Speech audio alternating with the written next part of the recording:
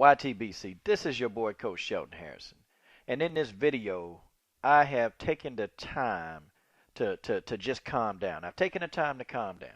And, I want to go ahead and give a quick shout out to Dream Chasing Boxing, 78 Sports TV, and one Jaime October. Because these three gentlemen got the wheels turning in my brain. And so after I listened to comments and videos by these gentlemen, I immediately went to HBO and watched the fight again in HBO. I watched it on HBO. And you know what? Jim Lampley told the entire world why Nicholas Walters got robbed. He told the entire world why the robbery happened. So if you are a fanboy and you're uncomfortable with race, cut the video off now because I'm not finna go back and forth with you guys. I'm not finna go back and forth with you. I ain't finna do it. I'm finna speak my piece and speak my mind, and that's just the way that is. That's just the way it is, okay? You see, this fight was never about Nicholas Walters, and it darn sure wasn't about Jason Sosa. You see, let me tell y'all how it went down. So, I guess when Nicholas Walters, when he was presented this fight, Bob Arum came in, hey, Nicky, let's talk about this fight, kid. Let's talk about the fight. I got a guy for you, Jason Sosa. Hell, he's tough. And he probably, Nicholas Walters said, okay, I'll fight anybody, anytime, anywhere. Just sign me up. See, the first thing that Bob Arum and HBO, and I'm blaming HBO for this too, Bob Arum and HBO, they had to get an opponent in front of Nicholas Walters who he possibly couldn't knock out, or who would be very hard to knock out to sell this, okay? I'm telling y'all, they had to get somebody, Jason Sosa, very, very tough chin. If Nicholas Walters can't knock you out, you got a tough chin, okay? They had to put somebody in front of him who was going to fight the entire fight. And they had to put somebody in front of Nicholas Walters who would put up a fight. And not just any fight, a good fight. So they got that out of Jason Sosa. He put up a great fight. I can't even knock Jason Sosa. He went in and did the best he could. He just was no match for Nicholas Walters. We all saw that. We all know that Nicholas Walters won the fight. We all know this, okay? He was no match. So they had to get a guy who Nicholas Walters couldn't just walk through to sell it. And they had to get a guy that was going to throw a lot of punches. Jason Sosa. Okay? He threw a lot of punches. Nicholas Walters couldn't exactly walk through them. So this was the perfect breeding ground for a robbery. Now, HBO and Top Rank, they work together. See, people, you would have to be dumb if y'all can't see this blind, okay? But see, I'm going to go much, much, much more deeper. See, HBO and Top Rank, they work together. And Top Rank really is bossed around by HBO. See, do I think Bob Arum, the person, is racist? No, not really. Because Bob Arum been in, he been in the room. I mean, Bob Arum been in a negotiating table room for a long time. I'm talking about damn near 40 years, okay? I don't think Bob Arum is racist at all. In fact, no. But what I think is, I think that Bob Arum, basically, they're taking orders from HBO. You see, the networks, if your network is behind your promotional company, that's money. And see, people don't know that. If the network is behind your companies, it's money. See, the fighters are just the small fries on the totem pole. The fighters are nobodies, really, when it comes to these companies. The companies make all the decisions. HBO makes every decision at Top Rank. Okay? So when this fight got presented, Nicholas Walters probably said, yeah, I'll take the fight anytime, anywhere. But see, here's my thing, okay? See, Jim Lampley told the entire world why. See, Max Kellerman has been very adamant. He's been very adamant about Nicholas Walters fighting Vasyl Lomachenko. He said it many times. And Max Kellerman even brought it up and alluded to it last night. But what did Bob Arum do? What did Jim Lampley do? Jim Lampley, what he did was he pretty much just kind of blew it off. And he almost tried to treat it as if Max Kellerman never even said it. That's how Jim Lampley treated it, as if Max never said what he said. But, Roy Jones picked up on it and kind of, alluded to the same thing, that those two need to fight. See, that's the fight that want to happen. Now, let's take this back. Let's take it back in time a little bit, okay? Let's take this back in time, and let's really think about Top Rank's history and HBO. You see, Tim Bradley, Nicholas Walters, and Guillermo Rigondeaux, okay, all three of these gentlemen, well, Rigo is no longer represented by Top Rank, but the other two are. But all three of these men have had some kind of dealing with Top Rank, okay? They've had a dealing with them. And have you guys noticed, and it's not just me, have you noticed that Top Rank has never really tried to push these three guys to the top? They never tried to, okay? Even when Rigo had his biggest win over, Nonito Donaire, I mean, Bob Arum, for God's sakes, Bob Arum, pretty much point blank was just like, telling Rigo that he was garbage.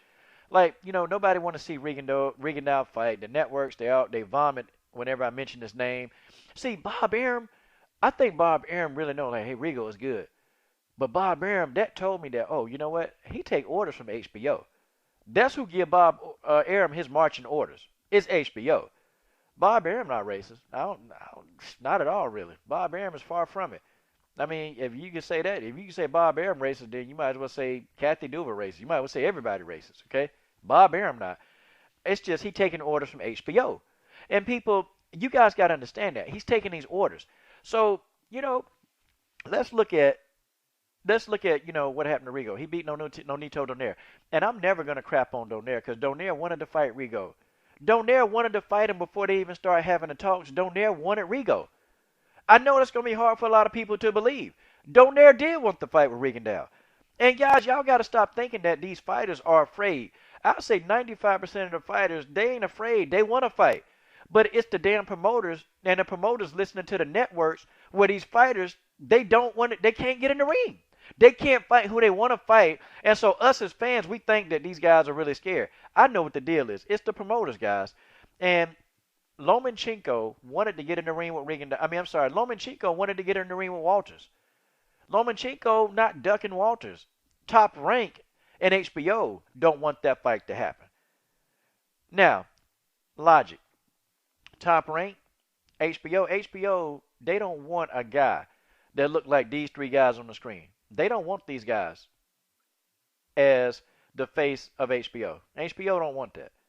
HBO don't want those guys to be the face of their companies. And guys, that's just the way that is. They don't. I mean, y'all see how they treat Tim Bradley? And Tim Bradley pretty much fights. Tim Bradley fights. He stands in front of people. I mean, Tim Bradley will brawl. He's not a boring fighter. When have you ever seen a boring Tim Bradley fight? They took a dump on Tim Bradley.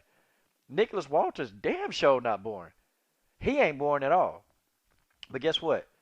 They took a dump on Nicholas Walters. They don't want to put him in the ring with Vasyl Lomachenko.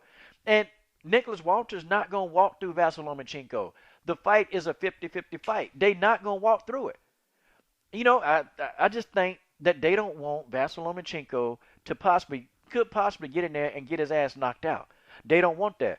Because, see, Nicholas Walters, Tim Bradley, Guillermo Rigondeaux, you know what they fit? They fit the stereotypical description of a black man. And people, you can take that however you want to. You can listen, you can don't listen, but guys, that's the truth. HBO don't want the appearance. And look at how I'm looking. I'm telling you how they look. They don't want a black man that looks like these guys. And especially Tim Bradley. Tim Bradley. And the reason for Tim Bradley, he in an interracial relationship. I mean, guys, I'm telling y'all, HBO, they got a lot of racists in that company. Their HBO is racist, point blank, guys. I can't even say it. That's why I won't even watch their fights. That's why I don't even. I mean, basically, I get Box Nation. HBO is racist. They're very racist, and they will never ever. Even when Rigondeaux beat Nonito Donaire, do you think they put him in one excerpt? You think they tried to push him, push his image to, to be the face on some of their commercials, their little promos? No, man, they wouldn't do it. They wouldn't do it. I've seen very, very little Nicholas Walter promos, when they're talking about it. Now, they got like episodes and stuff where they do stuff with fighters, but I'm talking about like really pushing the character Nicholas Walters to be the face of that thing, like to be the face of that network. They ain't gonna do it. They not gonna do it, and they damn sure ain't pushing Tim Bradley to be the face of the network. They ain't gonna do it. They won't do it, y'all. HBO is racist. I don't care what you say. They're racist. They're very racist. And now you're gonna say, well, how did HBO? What do they have to do with any of the judges? People, y'all are stupid. What do I keep telling y'all? The promotional companies get their marching orders from the networks. So of course they probably had the conversation. See, the promotional companies work with the networks, and the promotional companies work with the judges and the sanctioning bodies. Guys, the promotional companies can influence a judge. Guys, how many of y'all been watching boxing? Come on, y'all. Promotional companies can influence a judge. Promotional companies can influence governing body organizations. Promotional companies got a lot of power in who can win a fight. They do. Okay? And the networks don't really necessarily have the power, but they have the power to not air your fights. And if they can't air your fights, then a promotional company can't make money. You see, it all works hand in hand. But you got one racist company like HBO. And see, for the life of me, I can't understand that. You know, CBS, Showtime, they'll promote a black fighter in a minute. They'll promote these guys. They will promote these guys, and they really do a good job of doing it. HBO don't promote these guys that's doing well. Y'all can say Rigondeaux boring. Okay, y'all can say that. But what do y'all have to say about Tim Bradley? How y'all going to explain this? How are you guys going to explain Nicholas Walters not being promoted and being robbed? Because he got robbed. And don't try to tell me it's not because of his race. They didn't want this man to step in the ring with Vasyl Lomachenko, and that's just the way that is. Because Vasyl Lomachenko, Nonito Donaire, Manny Pacquiao, these are the faces of HBO that they want you to see because they don't want the stereotypical appearance of a black man in the face of their promotional company, and that's just the way that is. This is your boy, Coach Shelton Harrison. I'm done.